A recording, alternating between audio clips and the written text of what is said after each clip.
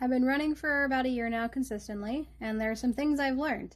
I am not an expert, nor do I know everything about this sport. As I just said, I've basically just started, and I wouldn't count a year of running as any real experience for the sport of running. So this is just things I learned as a new runner, and once again, lessons learned. First one, stretching. Oh my gosh, I cannot stress it enough. And if you ask any regular runner, guess what? They're going to tell you the same thing. Stretching, stretching, stretching. Stretch before, stretch after. Find out what works.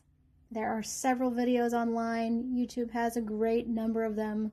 My favorites are the Running Channel, the Run Experience, and pretty much just Google stretching pre-run or at post-run. So, first year of running lessons learned part 2. Probably not a good idea to sign up for a race you're not ready for. And I don't mean if you didn't practice and you're good at this distance. I mean signing up for something that you have not gone that distance or close to it before. For example, signing up for a half marathon that's 13.1 miles when you've only ever done 10K, which is 6 miles, 6.2. So do all the things, build up to it. Maybe have a plan to go from running the 5K distance to the half marathon distance, because those plans build you up to those distances. They have you running up to 10 to 11 miles before you hit that half marathon mark for your half marathon. So using a half marathon only as an example. But if you've only run a 5K and you're doing a 10K, probably not a good idea either. Don't learn it the hard way like I did. Dear Diary, I went for a run yesterday, and I felt really good about it. But it always does this to my hair. Why? It could be just my hair. It could be just running. I don't know, but it's annoying. Why? 2.7 miles yesterday, and this is what I get for it. Crazy hair. Wash it, still does the same. It's like it doesn't matter whether I do or not. Whatever. Sincerely, me. Dear Diary, I have always hated water for a very long time for several reasons. Never found the best water bottle. Didn't like water in general, the taste of water. But I recently discovered 2 solutions to this problem. Diary, I'm very disappointed in you. How did I not know this before? And I've been working out for at least a year now, consistently. Until I found this water bottle reminder. There are several out there like this, with reminders on it on when to drink your water. But this one, it's glass. It's 32 ounces, and it fits in my cup holder. I'm happy. Also, make your water better, Diary, by adding mint and lemon. I just figured this out. So tasty. And for me, it's coffee and water from now on. Thank you, Diary. Dear Diary, confession about the previous water video. I love this water bottle. It's definitely one of the best I've ever had. Probably won't need another one. But what I said about just coffee and water for me, I'll be honest, probably going to have a mojito or 2 or something with rum. Eventually. But the point was, drink more water. It's good for you, Diary. Very much so. But you know what was also cool about the things in this water? The lemon, the mint. They accomplish 3 things I've been looking for. They aid with headaches, with digestion, and most importantly, they aid in weight loss. I just want to be healthier. Thank you, Diary. Dear Diary, let's call this one a lessons learned. And to everybody else, PSA. Might be something you might not want to hear.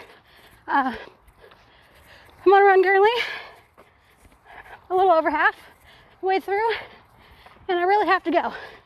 Problem is, due to COVID and various other things, there's nowhere to go. Like, nowhere. There's buildings, as you can tell, but these buildings are closed. not open. Why? Because they're education buildings, schools. So, pro tip, make sure you go to the bathroom before you go, or don't drink too much water before you go, or you might have the same experience. Just saying. Sorry about the background noise. I live near a highway of sorts, so call this fitness-ish / okay Karen. Made a personal fact to myself that I'd never do one of these, but this one was well deserved. So yeah, pretty annoyed. I was on a run then, and I'm actually at the end of this in my little cool down phase.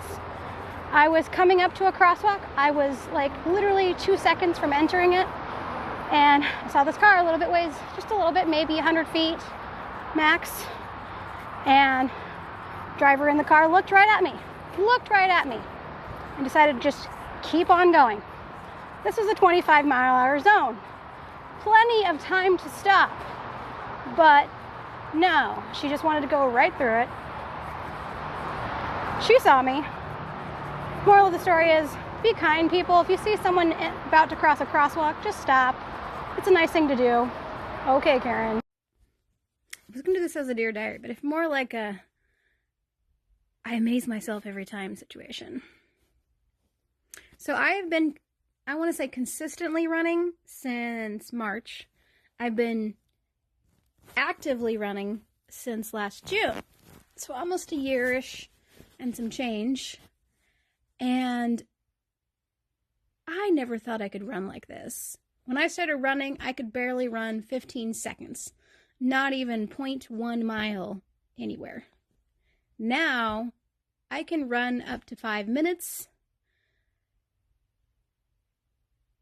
Or even 0.5 miles without stopping. And that is the most amazing thing to me.